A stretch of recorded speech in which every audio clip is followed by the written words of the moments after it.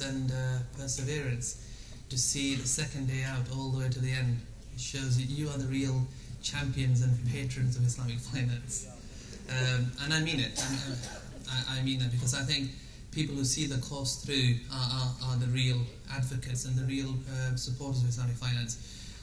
My personal view was, and I spoke with the organizer here, Basant, that we should have Tony's panel, first panel after the special addresses on the first day, but unfortunately due to timetables and diaries it wasn't possible. I had the pleasure of working with Tony last year when Tony, through the Tomorrow's Company and Tomorrow's City programme, did the events for Lord Mayor Fiona Woolf, and it was a privilege working with Tony. He's a very resourceful, forward-thinking, challenging person who challenges the norm and the status quo, but somebody who brings this positivity and I'm not saying it because he's here, but he is someone who challenges the status quo and has made me think about values in a different way, principles in a different way, and I'm hoping that we will continue working together. Tony will be chairing this next panel, the purpose of finance and the value of business, and he's got amazing panelists right across. I'll let Tony introduce them and take this forward. Tony, it's yours. Thank you. So, get the slides up. Yep, there we are. So thank you all for being here. We are really grateful. This is one of those great events where we should be able to have a deep and intensive dialogue, as we pretty much match each other in terms of panel numbers and audience. And I'll keep on ad-libbing. And there we are. And it is an amazing panel. Shall I introduce at the beginning? Or shall I? I mean, Saka here is just a brilliant guy. He's a Renaissance scholar. He happens to run Hermes Investment Management. He's a founder of the 300 Club. Deeply thoughtful, and his genius is that he keeps things really, really simple and sees things through from the perspective of how do you connect finance to what it's for, and where does it go in the meantime, and why does so much of the value get lost. But he'll talk about that. Noel Tagoe, Executive Director for CIMA on education, will shape our thinking about the kind of information that we need in finance, in business, in order to know where and how we're succeeding. And Neil Stevenson, Brand Director, the International Integrated Reporting Council, will talk about the great opportunity that is opening up for how we understand whether we are achieving success through integrated reporting. And I think for me and for Noel and for Neil, the opportunity to engage that within the Islamic finance conversation is a really powerful one. And if that leads to follow-up and collaboration, that would be a great outcome from us from this session. I'm going to talk about value, what it is and how to create it, and the purpose of business. I was listening to at least some of the conversations and learned a lot.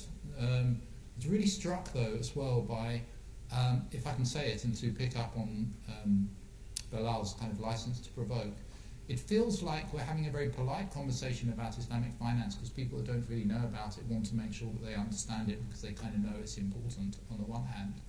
And on the other hand, we're making links to things like ethical investment and socially responsible investment. And I guess my provocation would be if that's where you position Islamic finance, then it won't achieve the impact that it should. Islamic finance has to be part of and integrated into a mainstream understanding of finance and global capital flows if it's going to be successful and if the world is going to connect to it. So we'll see whether that makes sense. And what I'm going to start doing, and I suspect Saka will then pick up on as well, is challenge some very fundamental conceptions and assumptions that underlie how we think about finance, business, and what it's all there for. So let me start with a quote on the purpose of business, a quote which was given by the great Charles Handy, author, scholar, a quote which was part of a lecture which led to the formation of Tomorrow's Company, which I am chief executive. So he said the principal purpose of a company is not to make a profit, full stop. It is to make a profit in order to continue to do things or to make things and to do so even better and more abundantly. Interesting that in 1990 he used the word abundantly, because we're using that a lot, albeit in different ways now. I'll come back to the purpose of business data. Maybe I won't move on with it. Of course, the mindset, the assumption, is that the purpose of business is to maximise returns for shareholders. And that rests on an assumption which we all know, and we're all very clear about, and we're all absolutely confident that we understand, aren't we, that that's what American business law says. Well, it doesn't. It is a faulty assumption. Lynn Stout, who is the Distinguished Professor of Corporate and Business Law at Cornell Law School, has written, and has, you can see her on YouTube on this, whether gauged by corporate charter, state corporation court, or corporate case law, the notion that corporate law, as a positive matter, requires companies to maximise shareholder wealth turns out to be spurious. So we've based a whole edifice of assumption and behaviour on something where there is a presumption that the law tells you that's what it requires of you, but actually it doesn't. And if you want to get into the detail of it, I love this clicker. If you want to get into the detail of it, there is a particular test case called Dodge versus Ford, which indeed is Henry Ford and the Dodge brothers, motor manufacturing, early 1900s, where Henry Ford was refusing to pay dividends to the Dodge brothers, who also sat on his board, because he didn't want them to go ahead and set up their own rival motor business. Yeah. And as a result of an interpretation of that case law, that was overturned, and he had to release those dividends, and they did. But the point is, it's bad law. It's only been cited once in 30 years, and it's a ruling that's based on the breach of duty to minority investors. So we can kind of get into the detail of it, but I mean the basic argument here is that nobody's actually ever won a case based on the law, and a whole set of assumptions and behaviours and quite a lot of wealth for lawyers has flowed from that presumption being true. Bilal, do we know which law company you're going to be working for yet? Okay, so I can't kind of make a joke about law firms in the future. I can. American law firms or not? Well, I don't know, you kind of get the sense that, you know, Bilal will question those assumptions, I'm sure. So if you strip that back and take half a step back, why do people run businesses? Why do they establish businesses? Because they very seldom kind of just get out of bed in order to make a bit more money today than they did yesterday. And maybe as we go further and further up the investment chain and the value chain, that starts to be the driver. But you know, when you talk to people that set up businesses, it's not really. And these are just some quotes which talk much more about gut instinct and passion and wanting to get things done and wanting to make things. So how have we kind of created an economy, and what does this mean for Islamic finance, where we kind of move from keeping things simple and having a clarity of purpose to something that becomes much more complex and where the message gets lost? We ran an inquiry of global business leaders, East and West, new and old sectors and so on, and that came out with the conclusion, this from Nanda Nilekani, then the co-chairman of Infosys, that truly global companies will need to develop a compelling vision which enables sustainable, profitable development of their businesses whilst benefiting the society at large. And what Nanda and others, and these people like then chairman of Standard Chartered and a number of very senior business leaders, came to the conclusion in the early 2000s, as CEOs and chairmen of large world businesses, their conclusions: there's little point in having an interest in a system that's going to fail. They thought they were running businesses in a system that was going to fail. That the frameworks within which markets are working are leading to unsustainable outcomes. They passionately believe in the ability of markets to harness innovation, but that for business leaders they need to tackle a wider agenda for the benefit of people, planet and profit. And why? Because it's in their own interest now, because for global business today there are no externalities. What are externalities? Things like pollution, human rights abuse and so on.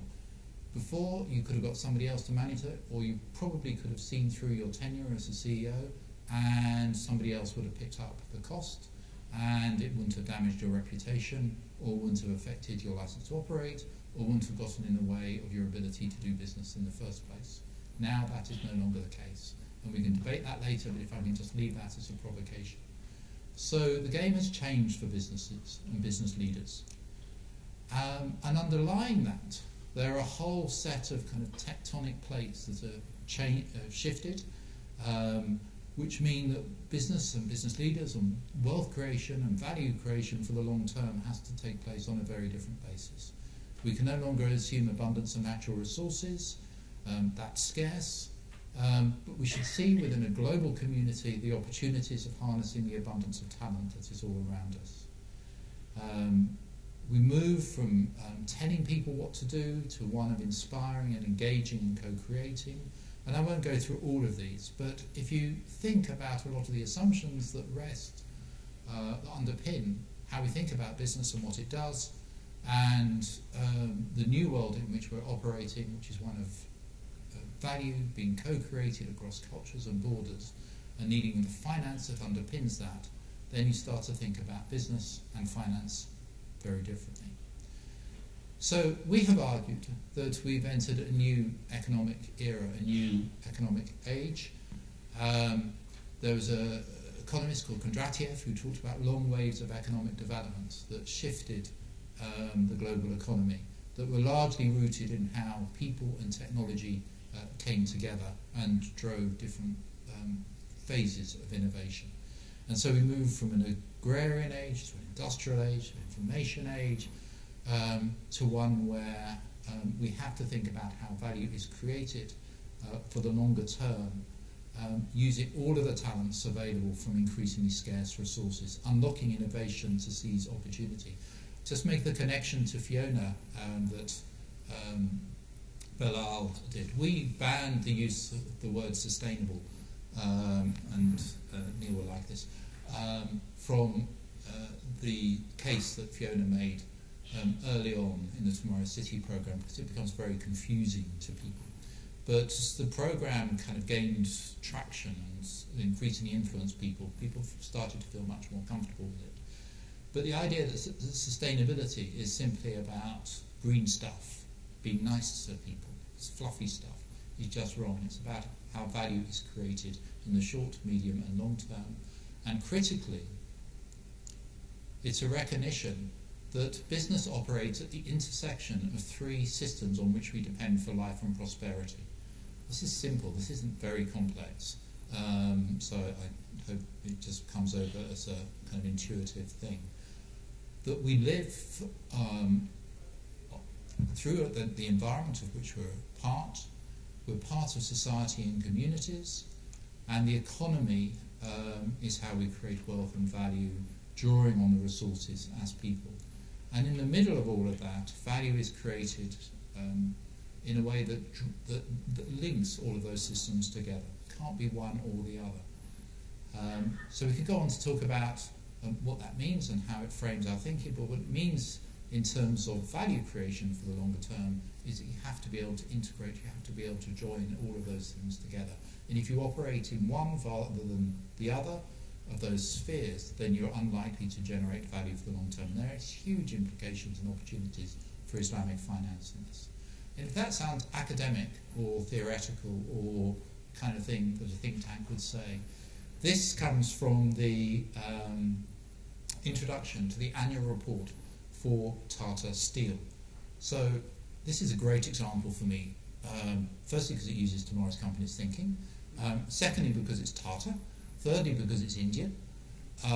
And above all, because it absolutely understands that for a big steel company making steel, which underpins economic development and sustainability in its wider sense, this kind of way of thinking about how value is created and the role of business is absolutely fundamental.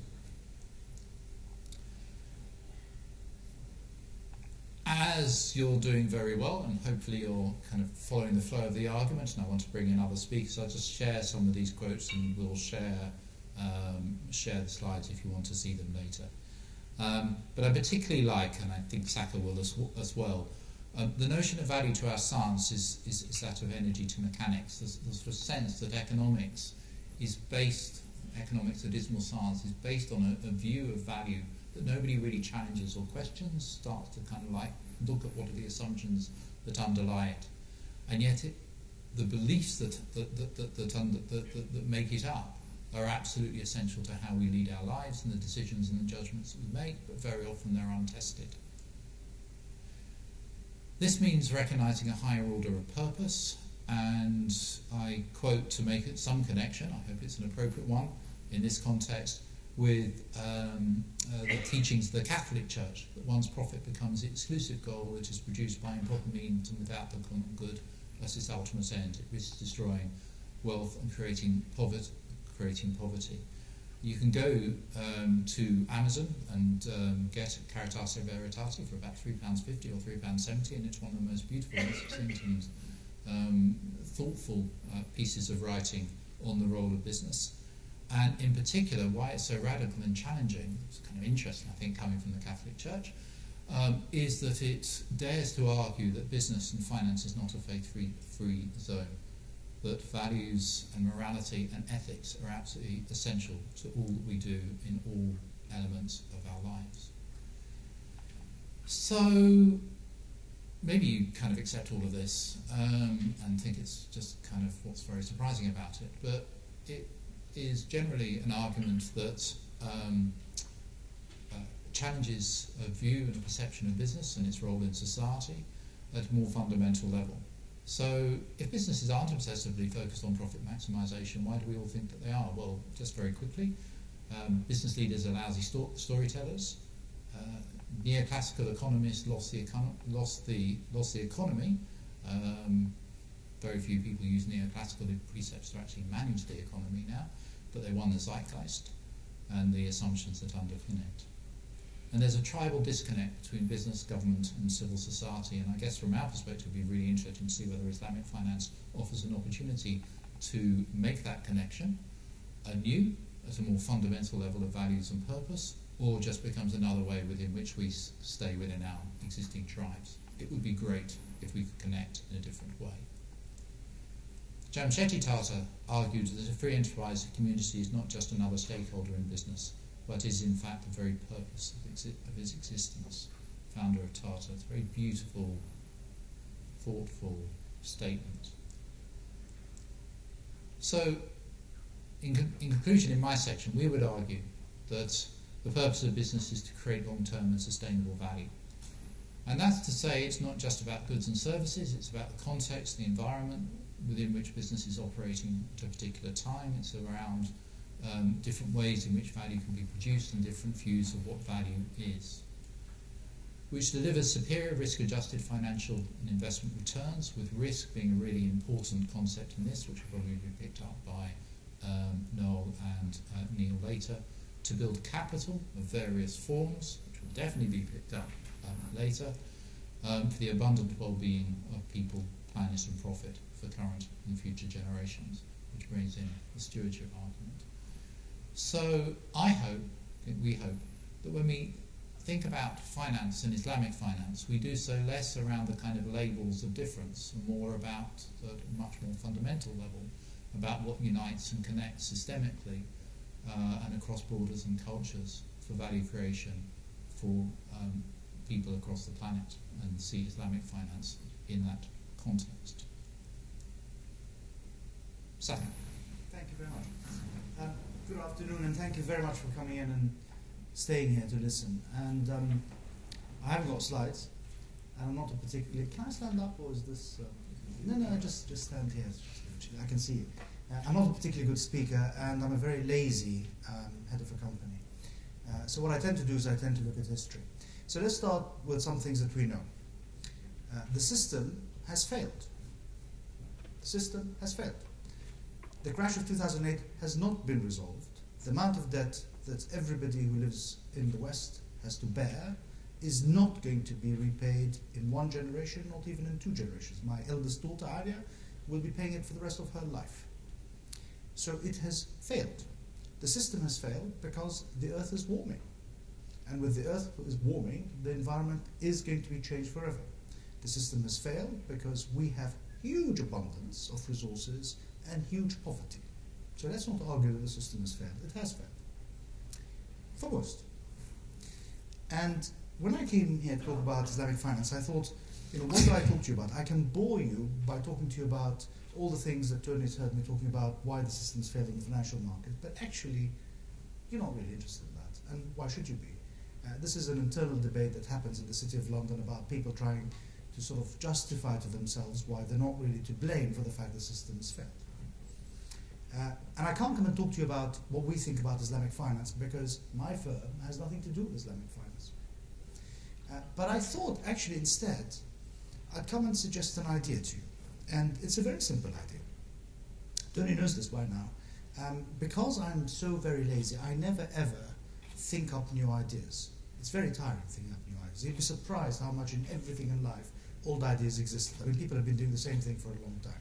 So, I thought to myself, okay, the system has failed. You want a kind of quasi-free market economy that is sustainable, that looks after society, that looks after the environment. And I thought to myself, okay, where can I find this kind of mercantile culture that is global, that is sustainable, that has a stakeholder value, that has an idea of looking after the environment and so on? And I thought, gosh, you know what? It existed. It existed from the first year of the Hijrah to the abdication of Abd al-Hamid II. And then you say, if it existed in Islamdom, which was primarily a mercantile empire, what is it that it had? And rather than come here and try to argue about whether a mortgage is a mortgage or not, whether it's called the Islamic mortgage or not, which I know Bilal will take me to shreds about, which is kind of an irrelevance, I thought, let's talk about some philosophy. So my contention today is going to be this. Actually, Islamic finance is relevant, and is relevant not as an addition to or part of, but as the core of the argument that will revive the world economic system if we think about it philosophically. And what is it that we want to think about philosophically? There are certain aspects of it that are worth thinking about, and I'll raise some of them, and then I'll pass on to people who are cleverer than me. The first one, which I'm not going to resolve, but I would argue is the most revolutionary part of Islamic finance, is to do with capital. Economic theory, as understood by free market economists, believes that capital has a value in itself. All the edifice of neoclassical Marshallian economics is based on the value of capital, the time value of capital. Islamic finance, as far as I can see, historically, was built on the idea that capital has no value, none, other than a factor of production. And in so doing, similar to the same value as labor as a factor of production. Now, knowing Tony's historic leanings, I'd say this almost sounds like an anarchist interpretation of capitalism. But that's what the difference is. And immediately you start thinking of a structure where the value of human labor is equivalent to, exactly the same as the value of capital, as equal factors of production. Now think about what that means in terms of the structure of companies, who we run companies for, how it integrates within society. So that's the first revolutionary idea. The second one is the idea of what is the right level of profit. The purpose of profit is actually to allow the right amount of profit for people to be able to do well and to help society. Supernormal profits historically were not accepted in Islam.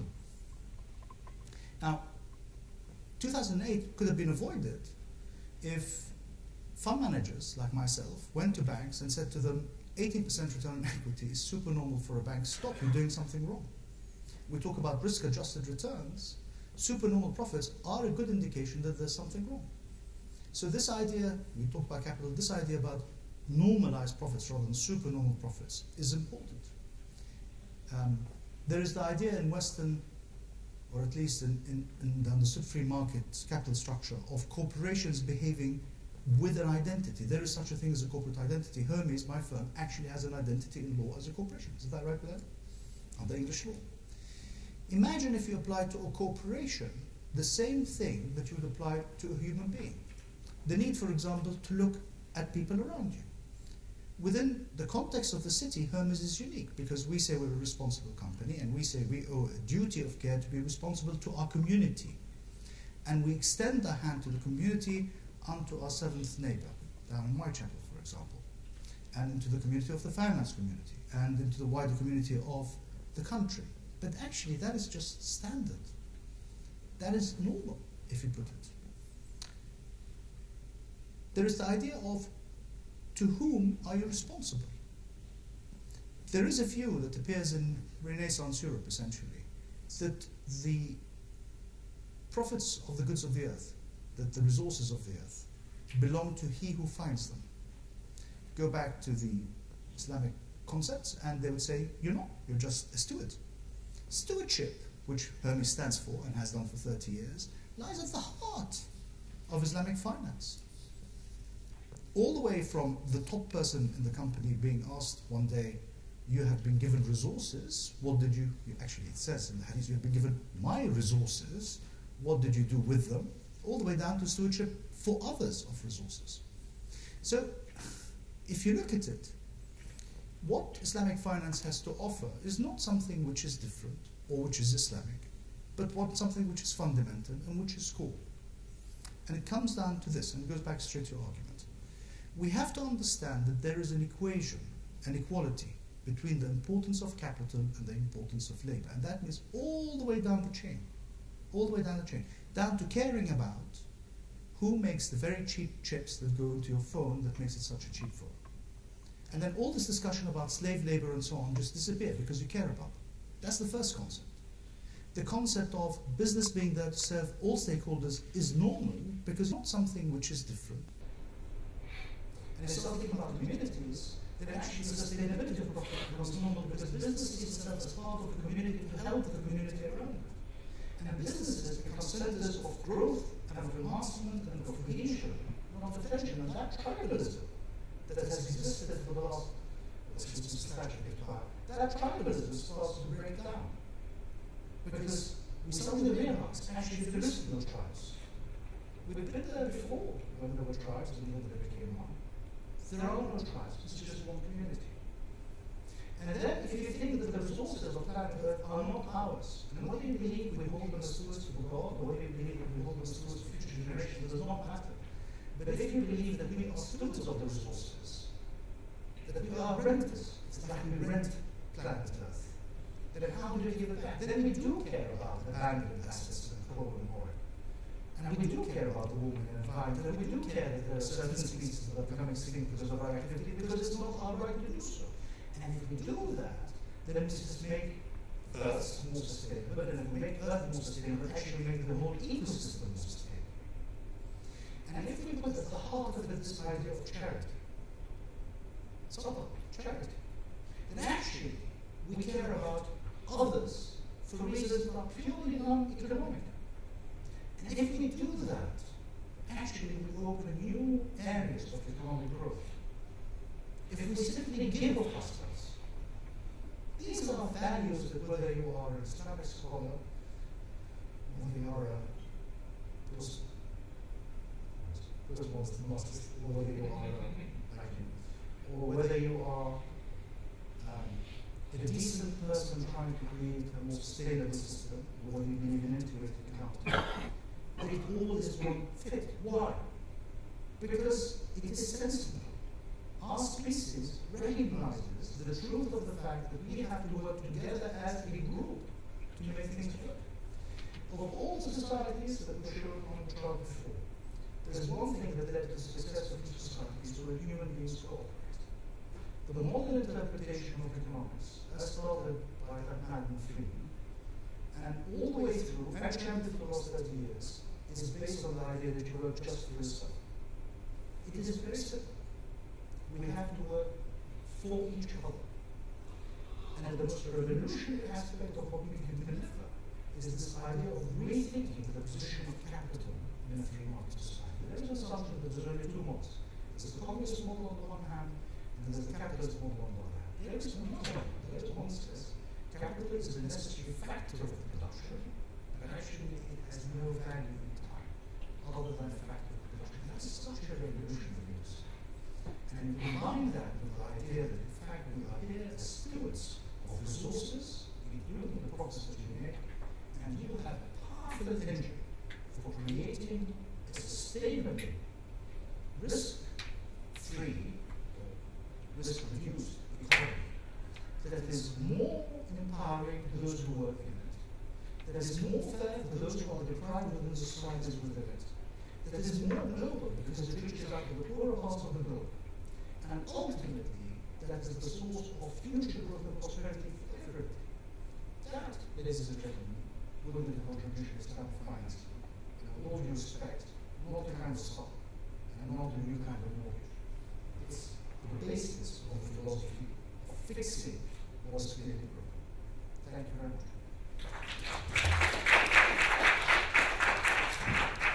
So that was staying cool. One of my favourite factoids is, do you know what the word company means? Do you know what does company mean? People together. It means breaking bread together. It's from the French. So if you think about it as an equal form, an entity, it's a really, really simple thing. It's about breaking bread together, which of course is about community. It's about co-creating value. It's a religious concept. It's art. It transcends so many areas of difference and distinction, but it unites us in the most fundamental kind of way. It's like just looking at. No, follow that. Have fun.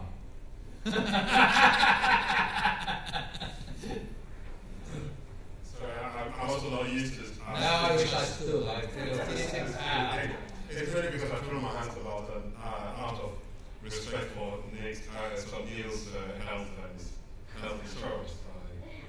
I have to go away from there. But what I want to talk about is mainly there's a sense of complacency that I've heard about Islamic finance and how to move away from that sense of complacency. So I'm going to talk about opportunities in Islamic finance.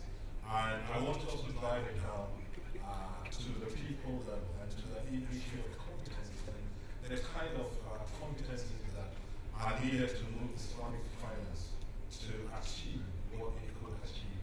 Asad has this kind of compelling vision of how it mainstream Islamic finance that is not seen as something that sits on the side. I want to carry that vision a little bit further. So I'm talking about opportunities in Islamic finance. Now, people talk to me about the fact that it's a very successful story. That come 2017, we'll have a nearly $2.7 trillion market.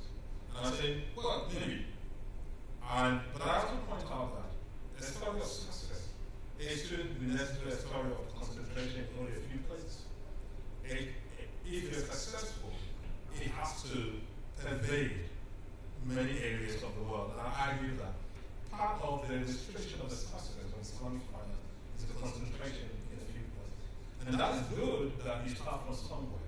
But I'm saying that you're going to move out from there. But this is where really it takes to me. In terms of a global player, Islamic finance assets are 4.1% of total global finance. And think it this way, let's just do a small comparison. Think about Islamic countries and their GDP as a percentage of global GDP. And the GDP as a percentage of global GDP 1%. I argue that it's much more than that. And therefore, if even in terms of just the proportionality, you're thinking about success, this for me is not a story of success. It is an emerging story of success, but complacency will prevent us from achieving that. And I look again at Islamic banking, and I'd argue that Islamic banking is the biggest asset form of Islamic finance. And I argue that that is not a good story necessarily. It's a basic story that is okay, but it needs to be extended. But I compare Islamic banks' market capitalization to conventional banks. The deep blue are the conventional banks. The light colors are the Islamic banks. And you see that only Malaysian banks are moving up there. And I'll argue that because they've got some systems right, and that we need to be able to look at the Malaysian experiment, particularly regulatory clarity in terms of that. But look at Islamic finance products in terms of that. So about 1.3 trillion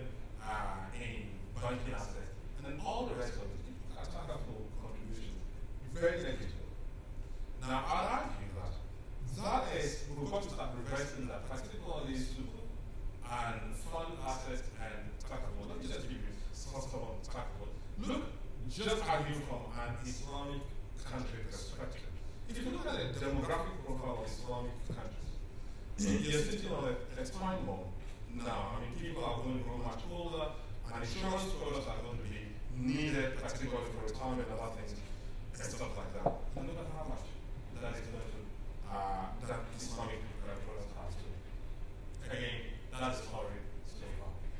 So, what I think people have to look at is what are the kind of things that is going to drive growth in Islamic finance. And PwC together with others have argued that there are 4 things about the strategy and performance, demand, governance, regulations, and industry standards. And I'll say that I don't have time to talk about the governance, strategy and performance, and regulations and standards, but people go to do it. What I'd like to look at is to spell out a compelling vision in terms of demand. So if you look at the Islamic world, they are the ones that colored in the purple, right? They represent a huge opportunity. Just look at how population is growing in so far as these places are concerned. And you find out that not only do they represent a huge amount of population, but also the population growth is in favor of Islamic countries. So that is an opportunity. But one of the things that we're suffering from Islamic finance is the fact that product development has not been addressed very well, and liquidity issues have not been addressed very well. Let me say a few things about product development. It is because of the certain lack of intersection between an understanding of finance and an understanding of Sharia law. You've got two polar people operating. You've got people who are well-rooted in finance, you've got people who are well-rooted in Sharia, and you've got very little people who operate at the interface. So you get people not being able to talk to each other properly. And that creates issues of governance and stuff like that. There are different Sharia rulings for the same product, etc. There's lack of regulatory clarity in terms of that. And wherever you have a situation where people are not talking to each other, their language is different, their logic systems are different, you will not innovate. And by the way, you see, all of us in this room, when we come to do anything, we are obligated for sustainability purposes to leave a legacy. And for you to have a legacy worthwhile to leave, you pick up your heritage, you innovate, and you pass on something else to it. So there's a link between the old and the new, but that's what development is. And we are not innovating in terms of that. In fact, what we have, because of the vagaries of the interpretation of Sharia law, is what I call the Islamification of conventional products. And that is possible only in banking, because it's very easy to do that. When you come to the capital market, because of the lack of understanding of the role of capital in society, both from the Sharia perspective and from the intersection of conventional finance and Sharia, we tend not to do that. And insurance product is even more. And that explains why we have the structure and the profile of products in the way in which we have that. And the challenge is that people ought to do that. And I'd like to transition very quickly to that, and we're using the same Infosys this thing. And this is for the Infosys, he calls himself the chief mentor over there. This is our most valuable asset. Evening. And we have to make sure that they come back the next month to us. That's people to us. Now, I argue that people are the most important, not the laws, but people are the most important in shifting Islamic finance from a peripheral financial activity with only 1% of global financial assets into a mainstream finance activity. Let me just give you again, and this one I'm quoting from Tata. So I don't know how come it's Infosys and Tata. But it says, if your vision is for a year, plant wheat. If your vision is for 10 years, plant trees. For sustainability, think about people. And I'm arguing that people, when you start thinking about people, you start thinking about competencies. Let me just spell out 5 things that I believe about competencies. For any profession, and in particular in finance, you need to be able to understand your technical finance completely. And the kind of competencies I'm spelling out are not atomized competencies that you can choose one or leave the other. It's an integrated form of thinking about competencies. So first of all, you need your technical finance competencies. So understanding of the financial system, understanding of capital, understanding of how to account for them, etc. and things like that. You need that. Then you need to be able to situate them in the context of the environment in which you're operating. Now, for Islamic finance, there are multiple contexts that you have to situate it in. You situate it within conventional finance. You situate it within the economic systems across the world. You situate it within company law. You situate it within Sharia law and things like that. But you've got to be able to anchor it in a context. Now, I train accountants, and what we say to people, accountants, is that, look, an accountant in the private sector is different from an accountant in the public sector. They share some things in common, but they apply things differently. An accountant in the US is different from an accountant in the UK. An accountant in Kuwait is different from an accountant in Ghana, where I come from. There are contextual factors that matter. And for me, that is the key, the crux of the issue is being able to get people appreciating context. Now, that brings me to the notion of finance specialists being able to understand the Sharia context and their relationship to other parts of the events that unfold in the world. And we need to get finance people to begin to speak about that, to begin to talk about that. But we also need our Sharia friends to be able to begin to understand. And how do you apply Sharia law to issues that you do not understand? And that is part of what I would argue. That Sharia scholars should begin to interface and talk to their finance scholars. And finance scholars within Islamic finance should begin to talk to each other. So you begin to create, within a conversation, shared meanings. And we're not talking about people having vetoes, because what I see in Islamic finance is vetoes operating all around. Let's lose the vetoes, let's have voices. And as we have voices and we talk, then we have collaborations rather than conquest as far as we're concerned. So that's the basic thing. And then, of course, in finance, you're seeking to influence people to invest with you or to go into business with you, etc. And you're supposed to lead the way. And we've talked already about ethics and integrity underpinning a lot of what we do. So my last slide actually over here is to say to you that at CIMA, what we're trying to do is to take the lead in developing products like this. And so we have two types of product that leads, helps people to acquire those competencies. And one of the things that we are doing now is to begin to look at Islamic financial institutions and the kind of competencies that are needed by different levels of staff involved in different areas of Islamic finance, and how then you develop qualifications for them in order to be able to meet those things. Now, when we're doing that, we follow a 4-point rule, which I leave with you as my last piece of thought. The first one is the fact that you're going to add any kind of curriculum, any kind of qualification that has to answer 4 things. One is, what is a business challenge, or what is a societal challenge, or what is the organizational challenge that is seeking to address? The second is, what kind of performances are required from people in those organizations or businesses to address those challenges? The third is, what are the competencies that are needed in order to ensure that those performances come through? And the final thing is, that what are the learning systems that you have to put in place to enable the acquisition of those competencies?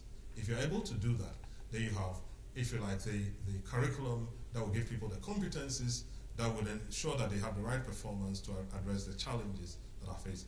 And God knows the financial system and the global economy face huge challenges, of which, as Saka has told us, Islamic finance could move from a peripheral player into a major player, and that is what I leave with. Thank you. Noel, thank you very much. It's really great when you put together a panel and you're really struck by not just the intelligence, but also actually the beauty of the concepts that various panel members have shared. And Noel, you certainly did that. It's also particularly gratifying for me. It's very soon we're going to be colleagues, because I'm leaving tomorrow's company and working with CIMA. So I've learned a lot from this session as well, and I'm still glad with the decision I made. In introducing Neil, just one Tata sort of metaphor very quickly. Tata has a motor plant at Punning, makes cars like the Nano. Have a guess at the first thing that they did when they started building that motor manufacturing facility. Any thoughts? What would you do if you were going to build a motor manufacturing facility in the middle of a pretty barren and rocky place in India? Any thoughts? Any ideas? Any guesses? Actually, they planted trees. They planted lots and lots and lots and lots of trees. And they saw that as about building an ecosystem within which you can manufacture stewards for the long term, which may or may not provide some linkage for what capitals mean and how we chart success from Neil and for integrated reporting. Thank you, Tony, and to my previous speakers who have really set a very high standard. Tony, I don't think I'm either intelligent or beautiful, but thank you for implying that I might be. We're seeing each other's souls here. So. I'm delighted to be here today, and thank you to the organisers for inviting me to be part of this. Ladies and gentlemen, we believe that there is an opportunity to make a lasting contribution to financial stability and to address some of the issues that Tagoe was referring to earlier. The system has failed, and what we're trying to do, I believe, is actually in common with many of the themes that I've heard expressed here today, and I'm really delighted perhaps to help to comment a bit about integrated reporting, but also to think, well, what do we all have in common? One thing is, as a journey, we're less than 1 year. We've produced a new reporting framework 1 year ago, and we believe we're on a journey, and that will take some years to achieve, and I believe that's in common with some of the themes you were talking about earlier. We're also, I think, trying here to talk about solutions that will fundamentally affect and impact positively on the global economy, and I heard that theme come out a lot, and I believe that's something we also share in common. And I also believe that what we are talking about here today are ethical and values-based approach to business, and certainly that's a concept that's very much in keeping with what we've been trying to do through integrated reporting. So I say we, so let me talk a bit about who we is. We is the International Integrated Reporting Council. It's actually not for profit coalition actually of many different types of organisation who have actually come together because they have believed that the system has failed and that we need a new reporting system that can address that, and not just one that is about more reporting, so telling the world about how successful you are or painting a rosy picture, but one that fundamentally impacts on a better corporate behaviour system and actually impacts better capital allocation decisions by what we call providers of financial capital. And I believe when Tagoe, you were talking about that wider concept of mainstreaming different notions of what we mean by success in our economies, I believe actually integrated reporting is one of the contributions that we wish to make. So we wish, I guess, to explore how the concepts that underpin Islamic finance can also work together with integrated reporting to make a better world that we all believe in. We have a vision which is, as I have kind of indicated, to align capital allocation and corporate behaviour to wider goals that I hope, ladies and gentlemen, you will see are very important to all of us. You referred in your introduction, Tony, to, I don't like the word sustainability, and the reason is that it often gets confused, and what we're meaning here is about the contribution to the economy, the ability of a company to create value over time, which does come from long-term financial success, but actually fundamentally comes from a recognition that the resources and relationships that you use and consume come from a much wider basis, and they are things you need to take account of in your concept of value creation. So we have a number of aims, which you can see on the slide here. We believe that better information is required, and I'll talk a bit about on what basis that information is required in one moment. We do believe in cohesive and efficient corporate reporting that draws on different reporting strands. For those of you who are currently in companies, you may be aware that there are often lots of diffuse reports across the organisation. They may or may not be consistent, they may or may not be done at the same time. And they don't all get the same attention. And we believe that there's a need for an evolution in corporate reporting that fundamentally tells the story of the organisation in a way that is really about the value it's creating for the long term. And what we really believe in is an underlying accountability and stewardship for a broad base of capitals that an organisation draws on. And in our world, reporting can drive better behaviours. It can drive integrated thinking within the organisation that breaks down some of those internal silos, makes better decisions, and actually helps the company focus on the long term. And fundamentally, we believe that's because investors, providers of financial capital, will move to that model over time. Some already are, and it's great to have Zach on the stage. And I know you do, who articulated that model. And we believe that mainstream investors over time will fundamentally see the benefits of bringing together in a cohesive way risk, governance, strategy, performance, future prospects, so that an investor can truly understand the value that he or she will get in return for the investment that's being made. And I wanted to, I sort of touched on that, this is drawing together the different strands of reporting and into one kind of cohesive whole. But what's fundamentally different, I believe, about integrated reporting from other models out there is this idea of capitals. Value is created through a whole range of capitals and relations, from financial, intellectual, manufactured, human, natural, and financial. And we believe all of those are at the core of value creation. And a company should be able to explain how it is using and affecting all of those capitals to create value. The piece in the middle is the business model. It's what the company does, the organisation does to create value, and what comes out of that at the other end are outcomes, things that create value for themselves and for the people that they interact with around the world. And so from our point of view, an integrated model takes account of all the resources and relationships you use, and that's absolutely fundamental to what we are saying. And it brings them all together. It does not try to isolate them, which is why we call it integrated reporting. We've already started to see some benefits, actually. We've had, in the past year, we've had, we reckon about 1,000 organisations around the world are now adopting integrated reporting. We've also thoroughly tested integrated reporting framework that we have in 25 countries. So we believe this is fit for purpose around the world. And we've started to see some of the benefits that have come out of that from the first reporters. An interesting one is actually a report from Harvard Business School, which actually did show that integrated type reports actually do drive better long-term investors. And that is a great outcome from our point of view, because we wish companies to be perhaps more engaged with long-term investors, and that's a particularly good finding. Amazingly, and I've done this, you actually find with integrated reporting, you introduce people from the same organisation who are involved in reporting. Hello, finance manager, here's the sustainability manager, have you met each other? No. So actually that is breaking down those silos. And the improved understanding of the business model and the value created is actually a key benefit that we're seeing come from that. And a better quality of measures going to the board, which in turn is enabling them to make better long-term decisions. And these are findings supported by research of the organisations that we have who have adopted this framework already. So we believe this is actually fundamental because we need to prove that there are benefits to making this change.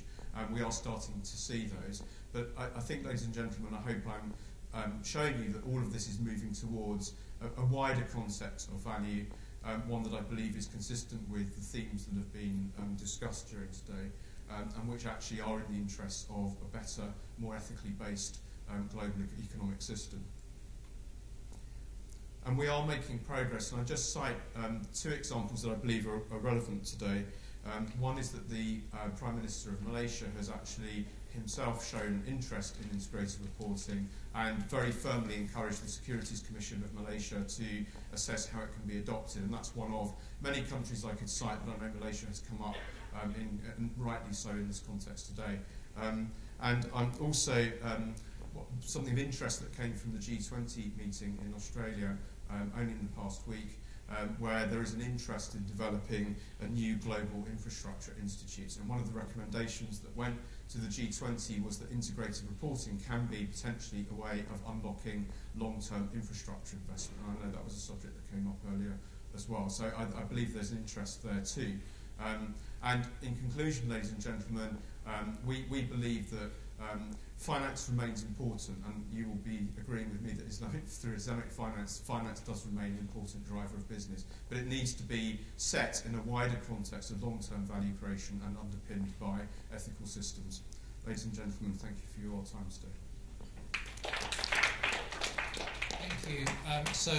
Should IR be Islamic reporting? We hope so, and that you'll make it so. I think the time means, Bilal, you probably need to close the session now. We're coming to the end point. Do we have time for any discussion? Okay. I was just going to make the comment that integrated reporting in IRC is led by Mervyn King, a South African judge, not the UK banker, who is the wisest person I have met. And to Saka's point, he has come to the view that integrated reporting matters so much in order to move from a make waste form of capitalism to one that is restorative and builds capitals for the future, from the experience of South Africa, from working with and for Nelson Mandela, and building a new state and a new community. So to see that relationship between reporting the renewal of a nation state through apartheid is a kind of fascinating point of connection with some of the observations that Saka and Noel were sharing. So we do have some time for questions. Was this recorded, by the way? Has it been recorded? That's great. So I thought some of the content was excellent, so I was kind of going, I wish I'd set my dictaphone. Any questions, any thoughts? Just an observation. On the one hand, it's very promising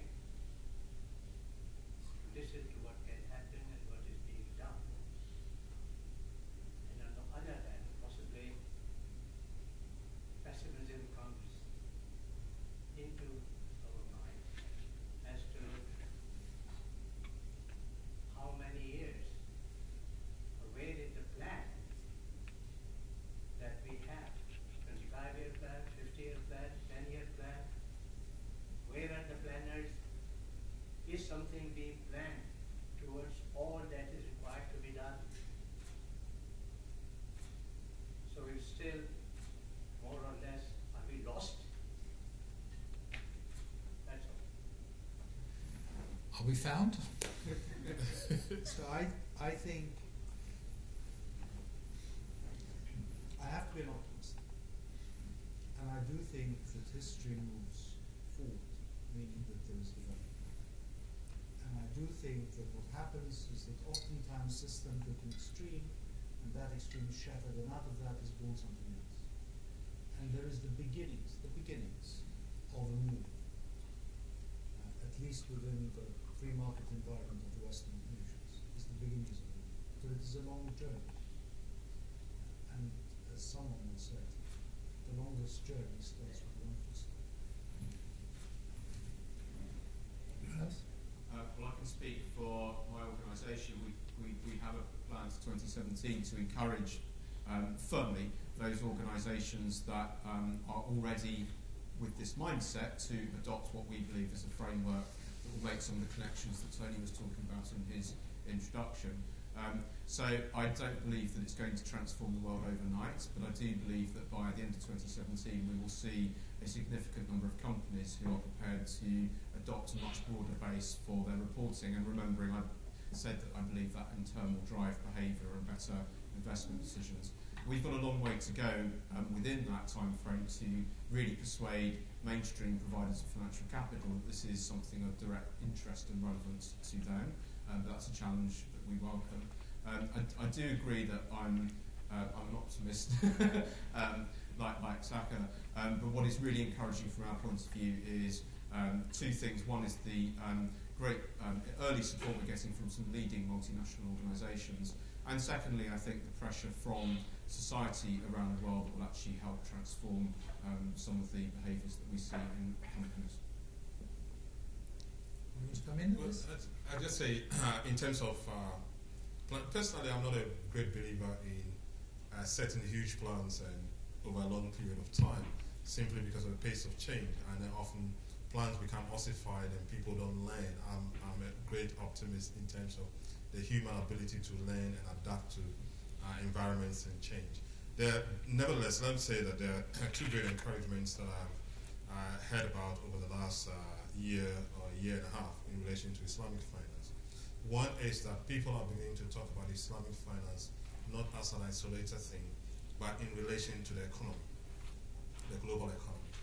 In Dubai, for example, they are talking about Islamic finance in relation to the Islamic economy, which is an improvement of doing this thing. So, because finance sits within an economy, and so once you begin to talk about that, you're making the necessary connections and connectivity about that. The other thing that I find encouraging is, in particular, with what is happening in Malaysia, the kind of problems that I see about Islamic finance are being addressed over there. One is the issue of regulatory clarity, for example. So people, once you know what to expect, it unleashes innovation. I mean, even if you just got to know the boundaries. And I talked about the fact that, for example, Sukuk, this is not, or in conventional finance, then the bond market is not developed in Islamic finance. Let me give you a few statistics in terms of that, and I'm giving you ballpark figures. If you look at outstanding Sukuks that came out in 2013, for example, most Western countries and peripheral Islamic countries didn't raise more than $2 billion in dollars in 2013. However, if you come then to the major Islamic countries, you get the likes of Kuwait raising about $7 billion, the likes of Saudi Arabia raising about $14 billion or $16 billion, thereabout. You know. And those are the places where no innovation is taking place, in my view. If you look at Malaysia, they raised $76 billion in terms of bond to fund infrastructure programs and things like that. And how did they do it? And I offer them as a case study for people to do that. The final thing, comment I'll make is that there was this tribalism in terms of Islamic finance, and different systems were talking to each other. Now different systems are talking to each other in terms of the work that different regulatory bodies are talking about, and there's that internationalization. So the work, my optimism is on the fact that we've set ourselves to learn and to have the right connectivity in thinking, and to have some case studies of success that we can study, that we can adapt and replicate elsewhere in order to do that. But the opportunity is there. Do we have time for any more? Yeah. Okay. Let me just give you one quote. What are the drivers behind this new normal? Value creation for the short, medium, and long term, and recognition that we unlock value by optimizing the interdependency between the economy, society, and the natural environment. That what we finance and invest in today will generate returns over years to come, and that cities will be the crucible for driving innovation and meeting the needs of 9 billion people sharing with one planet. These megatrends mean we cannot return to business as usual. The opportunities lie in shaping and indeed profiting from the new normal. Now, that's the language we've been using today. If I'd said 18 months ago that the Lord Mayor of the City of London would be using that language to frame her mayoralty, and that by the time that she ended her mayoralty, that would be the language of the City of London, you would have laughed. The second woman since 1189 taking on that role, advocating that way of thinking about the city, speaks to optimism isn't just a kind of fool's game. Things are changing, and in my slide it talked about the tectonic shifts. It talked about there's a material basis, which is Sacker's joke about my postmodernist Marxism thing. The material basis of how we are living our lives on this planet is shifting. Our challenge is whether our intelligence catches up with the shifts that we're seeing all around us. And as Einstein said, we can't solve the problems with the same mindset and paradigms that created them in the first place. Right. In terms of value creation, can a panel predict or foresee that the Islamic finance or different systems can create more value or more different focus in terms of value compared to the materialist society we are in now? Great question.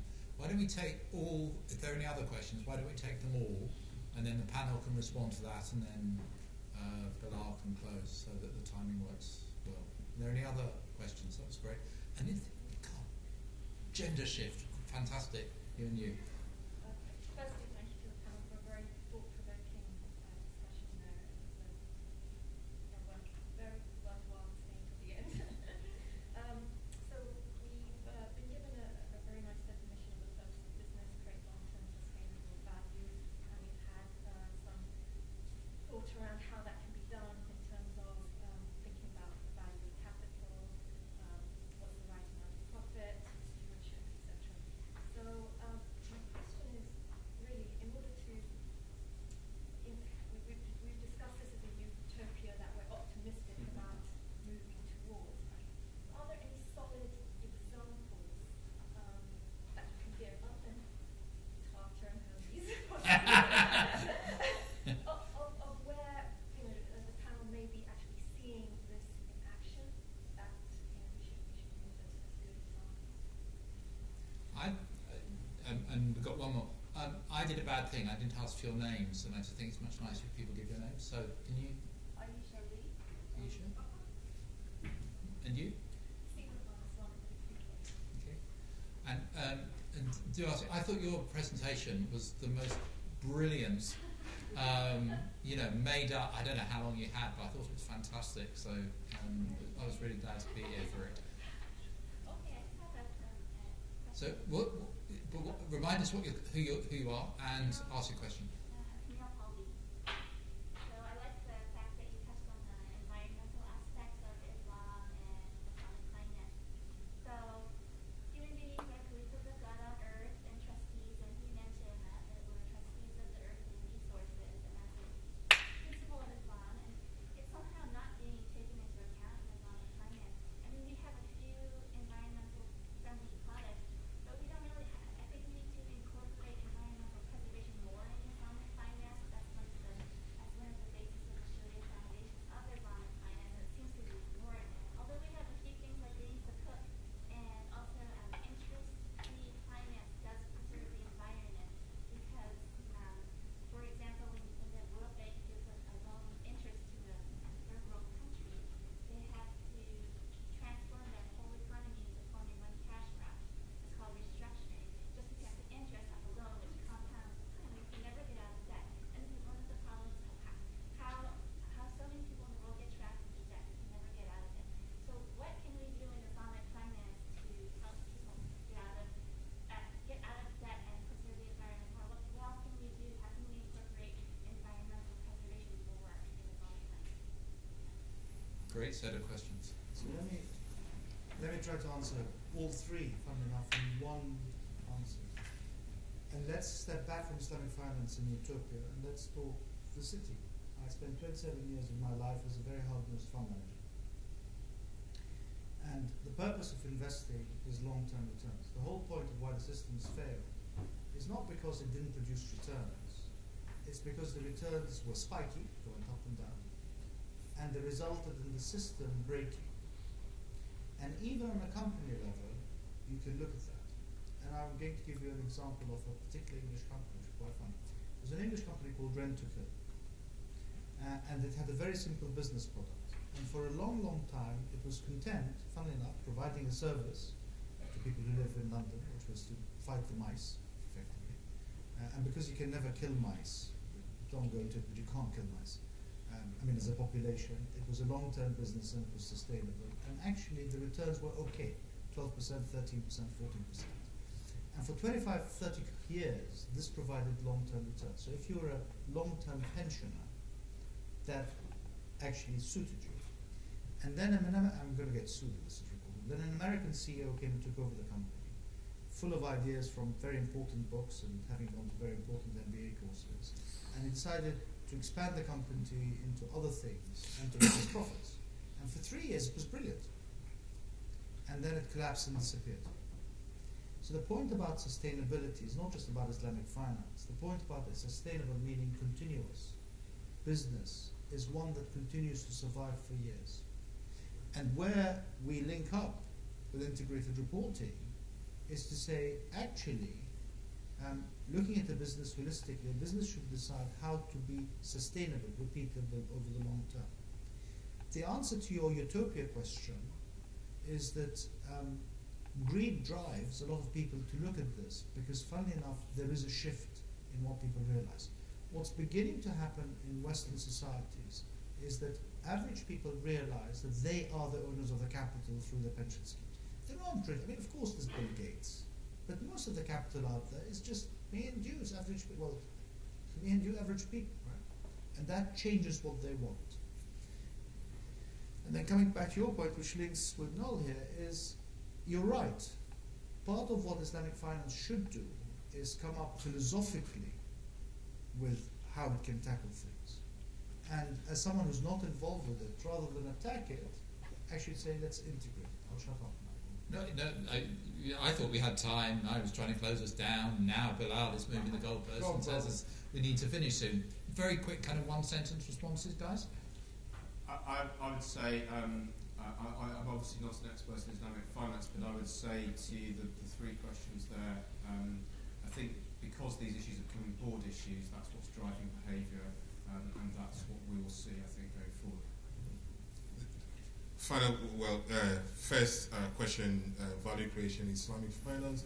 I think what Islamic finance brings to the table is an attitude to risk management, a philosophy to risk management that has been underexplored, and I think it should be explored much more, rather than as sharers of risk. In sharers of risk, value creation has a lot of stuff over there. Very quickly, good examples of value creation. I have none to give you in the Western world. Third one, in terms of debt, how do we get out of debt in Islamic finance? I argue that properly understood, Islamic finance has a way of making sure that you are not in debt in the sense of the conventional finance that we have. The Islamic finance person, it shares this thing with you, so that if the project succeeds, it succeeds. If it doesn't succeed, you both share the losses and things like that. That's basically what I'd say. We need to finish very soon, and Bilal needs to close us. Look up for Ray Anderson of Interface, and I can tell you more, but I don't have time to tell you the Ray Anderson story. Bilal. Thank you very much, all of you. Who would have thought a conference of this kind would start with the Lord Mayor 2012, Sir David Wootton, opening this amazing conference, and finishing with your words for Fiona Woolf. So Lord Mayor to Lord Mayor about Islamic finance, and we're talking about values, sustainability, and particularly what Saka mentioned. Islamic finance should go back to basics, which is Islamic economics, and it's about looking at economics. The forefathers of modern Islamic finance began that way, and it wasn't about finance. It was about actually looking at capital. Does it have intrinsic value, or is it a medium of exchange? And these are fundamental questions that Saka and others posed here. Amazing questions. We had Lord Sheikh, Sir David Wootton, just to thank a few people, speakers, Richard de Belder, senior partners, every industry almost, from asset management, insurance, pensions, right across Europe, Luxembourg, Belgium, France, Italy. I'd like to thank particularly the organisers, Basant, Sunil, Steve, and Diraj, and everyone else, Peter Mayer here from Middle East Association, the organisers, the sponsors, the partners, speakers, the attendees. It's been an amazing event. Thank you very much, and especially last night as well. Some of you attended that the awards event. So thank you very much again. By the way, this event will take place next year, same time. Thank you.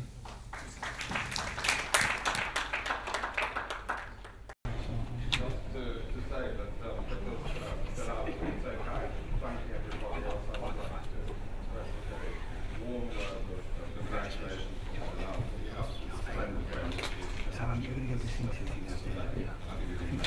interview.